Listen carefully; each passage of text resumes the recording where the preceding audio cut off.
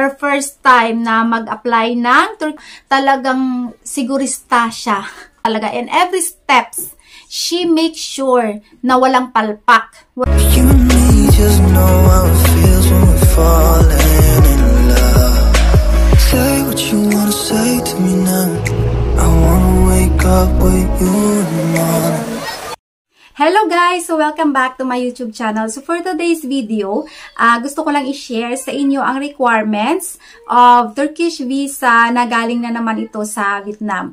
Ito ay experience ng isa nating kaibigan na nasa Vietnam ngayon at siya po ay isang OFW at meron po siyang boyfriend or sponsor dito sa Turkey. So, gusto niyang mag-apply ng Turkish visa. So, ito po guys, ang i-share kong video na mga information ay experience po ng ating kaibigan na nasa Vietnam ngayon na nag-apply ng Turkish visa.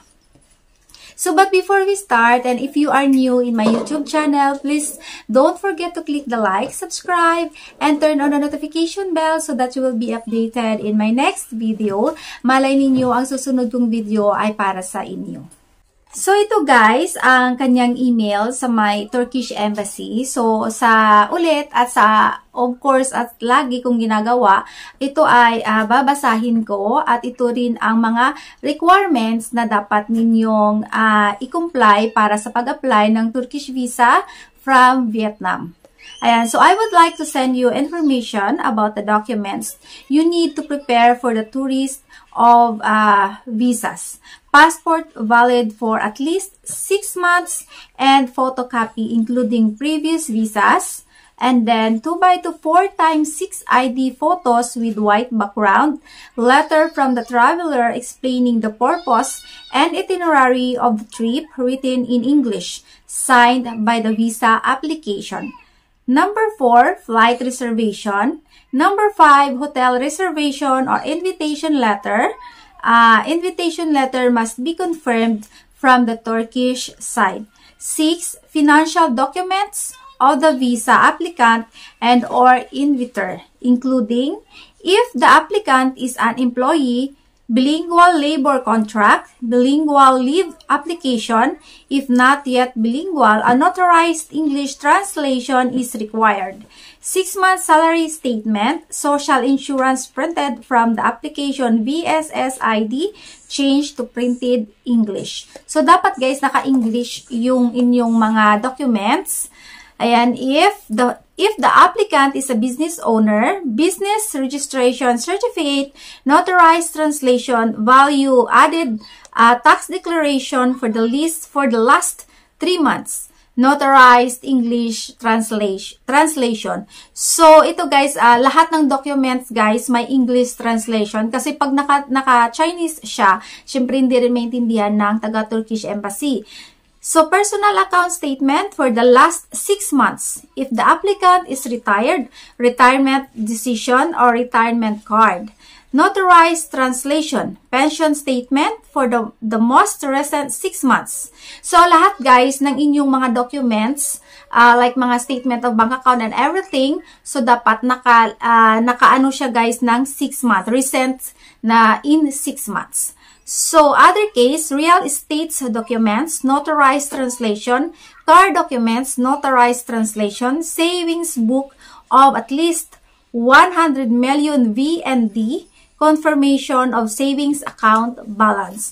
So, kung mayroon pa kayong ibang mga another cases, guys, for example, mayroon kayong sasakyan, mayroon kayong mga real estate, siguro mga bahay ninyo, mga ganun mga property, so kailangan ninyo din na i-forward ang mga documents like from car documents, mga ano tawag dito, yung mga sell or no mga sell deeds nyo sa mga car nyo and sa mga properties ninyo. So, parang plus point na yun guys pag meron kayong mga ganun. Number 7, attach documents of the person committing to return. Land documents, if any, notarized English translation, savings account from 1 million or more if the applicant is married, marriage registration, notarized English translation, children's birth certificate, notarized English translation. So, ito guys ay ang mga option lang kung meron kayo neto. So, note, third country citizens, when applying for a Turkey visa, must submit a copy of their residence permit, work permit in Vietnam, along with other documents. Our package includes biometric data collection and travel medical insurance, so you don't need to prepare those items. So, yung ano nila pala guys, pag nag-apply kayo dun sa kanila, meron na silang package guys na included ng biometric data collection and travel. Meron na silang medical insurance. So, hindi mo na kailangan na mag-prepare sa this item. So, itong dalawang documents na to. So, the application processing time is at least 15 days, excluding weekend. Note that the application review time is not too close to the departure date. Applicants need to be present in person to register biometric data and fingerprint. So, dapat guys, personal talaga kayo mag-apply dahil mayroon kayong fingerprint doon at kailangan ng biometric data ninyo. So, ito guys, best regards, Mylene. Yung nagsulat siguro nag-response ng email. Rare International, ayan. So, Turkey Visa Application Center in Hanoi, Vietnam. So, yung name ng kanilang agent door is Rare International. Sorry guys, Rare So, pala guys, Rare. ito guys, ang mga documents na sinend sa kanya ng parang agent TR, no, sa Philippines. Sa kanila naman is Rare International. So, ito guys, ang sabi niya sa akin is, so, yan daw ang ni-required. Hello ma'am, ito po mga ni-require ng visa agency ng TR dito sa akin sa Hanoi, Vietnam po. So, pero ito mga sinubmit ko. So, sa kanya naman guys, ito mga sinubmit niyang papers. Attached with this application are the supporting documents: travel itinerary, travel insurance, flight reservation, hotel reservations, invitation letter, sponsors proof of funds and identification, labor contract, work permit, residence card and identification, proof of funds, school calendar. Ayan, so kasi guys, OFW siya doon. So, yun, ito guys, ang mga finorward niya, sinubmit niya na mga documents. So, sabi niya sa akin guys, dahil po working ako dito sa VN, sinubmit ko lang po lahat ng proof na working ako dito.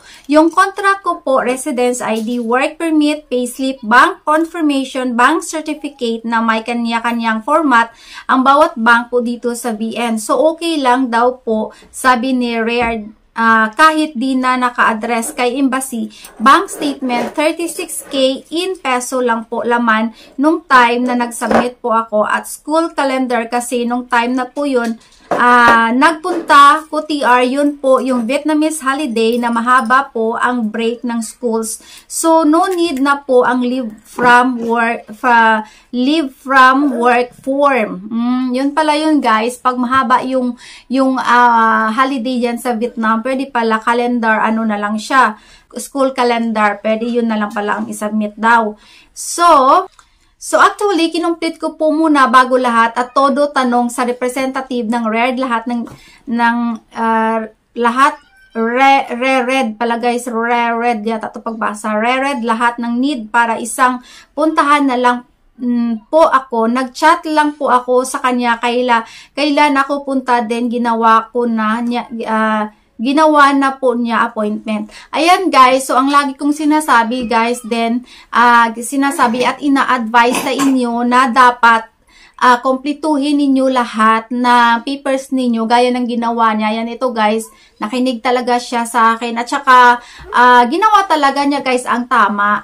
Ayan, so sabi niya, kinumpleto ko po muna lahat bago lahat at todo tanong sa representative. Ayan guys, so nga ang sabi ko, magtanong kayo, huwag kayong tahimik lang at mag-okay-okay. Kung magsulat kayo guys ng mga question ninyo sa papel bago kayo pumunta sa agent TR, yung mga taga-Philippines, bago kayo pumunta sa agent TR, para pagdating doon, basahin nyo na lang yung tanong nyo. Kasi minsan, pagkaharap nyo na yung isang tao, may itatanong kayo pero nawawala. So, alam ko yung feeling na ganyan. So, dapat isulat ninyo. Tapos sabi, ma'am, saglit, may itatanong ako, saglit basahin ko. Kasi nakakalimutan ko. So, take a note all the time. Ayan, so, ito guys talaga, napakagaling. So, dapat talaga siya na ma-approve sa visa niya, no? At ang binayaran ko po sa kanila ay 4,795 million Vietnamese dong. Yes po, dong currency ka po magbabayad, 194 USD po siya pag-convert. Ayan, so kinumpleto na niya guys, no? Bali, naka-Vietnamese na siya, tapos kinonvert niya sa dollar. So, 194 US dollar siya pag-i-convert. About po sa akin, ang passport ko po ay 4 years old na at 2029 pa po ma-expired. At may travel history po ako dito sa Vietnam at Cambodia. Ayan. So, maganda to guys kasi may travel history na siya. So, malaki talaga ang tawag dito, highlight spot. Yung possibility na ma-approve siya. So, in-indicate ko din po sa application letter na babalik talaga ako dahil may malaking penalty po pag di ko tinapos kontra ko dito sa VN at medyo mataas din po kasi sahod ko kaya siguro plus points proof din yon na babalik talaga ko at nakita din nila yung sa contract ko. Yes, exactly. So kaya nga kailangan talaga guys pag working kayo need nyo talaga na kumuha ng contract ninyo, ng work contract ninyo. Ayan. So yung travel insurance included na po yan sa package ni Rered. So, travel insurance saka travel, may ano sila guys, may travel health insurance na sila na nakapackage. Ayan. So, first time applicant po pala ko ng TR Tourist Visa. So, this is her first time na mag-apply ng Turkish visa from Vietnam to Turkey. So, then si sponsor ko po, government employee. So, yung sponsor niya is, nag-work din siya sa government employee dito sa Turkey. Di rin po kalakihan money ni sponsor sa bank statement. Yan ang sabi niya, guys. So, pinasa ko po palang bank documents ay kung saan pumasok ang salary ko po. Ayan, so maganda talaga siya, guys. Maganda yung pagka-arrange niya. Talagang sigurista siya.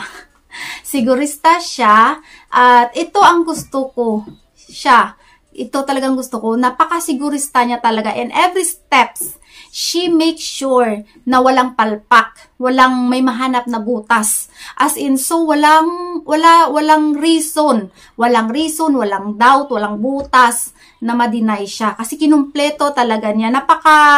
Sigurista talaga niya, guys. So, dapat ganito din kayo, no? She is a big example sa pagkuha ng Turkish visa. Napakasigurista. Di rin, sana tayo, ayan. So, then, si sponsor ko po, government employee. Sabi ko, oh, that's very big point. Sabi ko din sa kanya. So, and the other thing, guys, ay medyo personal na yung napag-usapan namin. So, wag na nating damayin yung mga personal. Ayan. So, ma'am, pag mag-apply ulit ng visa, sa tingin nyo, ma-approve ulit? Yun ang tanong niya sa akin. So, of course, na-approve na siya. Tapos, napakasigurista niya. If she will do the same thing again, I'm sure ma-approve talaga siya. So, bali guys, na-approve siya for the first time. Of course, pag ito talagang gagawin mo, ma-approve ka talaga kasi napakasigurista niya talaga.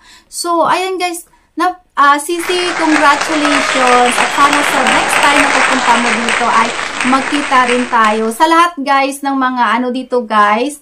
At saka pala guys, gusto niyo mag-join sa GC namin yung mga bagong Filipina. Wala naman masyadong ganap doon. But if you have a problem, for example, gusto mo ng kausap, or if you want to ask something about saan makabili ng mga ganitong pagkain, mga Asian food, at least may mga tayo na makatulong na, ay, ganitong store, dito ka bibili, ganito, mga ganyan, anong dapat gawin. Kung something na may problem ka, hindi man tayo magkakilala, guys, pero we need to help each other for, to fight depression. Kasi napaka-boring talaga dito, guys, kung wala kang makausap. So, ang purpose ng GC na ginawa ko is to fight the depression, na may makausap kayo. You can choose your friends, you can call call one of them privately kung ayaw ninyo na nasa GC nyo i-open yung problema nyo, or you can call me privately kung gusto nyo ma-i-open yung problema nyo sa akin. Walang problema sa akin, guys. Nandito lang ako makikinig, at kung may magandang ipayo ako sa inyo, papayuan ko kayo. Pero kung wala akong may magandang maipayo, manahimik ako. Ganyan ako, guys. Ayaw ko makadagdag ng stress. So, ito guys, my love, itong anak ko, kung saan ako, doon din siya. Ayan. So, ang tanong niya sa akin is, pag married po sa Turkish at naka-family residence permit, bawal po mag-work? Yes, bawal po guys mag-work pag residence permit. Pero pag si amo naman ay applyan ka ng working permit, so it's good. Pero pag residence permit ang hawak nyo is bawal mag-work, kahit part-time bawal. Okay? So, ito sabi niya, pero pag inisyuhan po ng company ng work permit, pwede po mag-work kasi gusto ko po continue pagtuturo ko doon. Ayan. So, yes, pag inisyuhan kayo ng work permit, guys, you can work anytime. But, if you are only holding a residence permit, hindi kayo pwede mag-work, okay? Ayan, guys, I hope... So, ayan na guys, no? So, I hope na naka-learn kayo dito about sa requirements from Vietnam to Turkey. So, I would like to make sure na maging kompleto ang inyong requirements kung nasa Vietnam kayo. Ito ay, I think ito guys ay applicable sa any parang China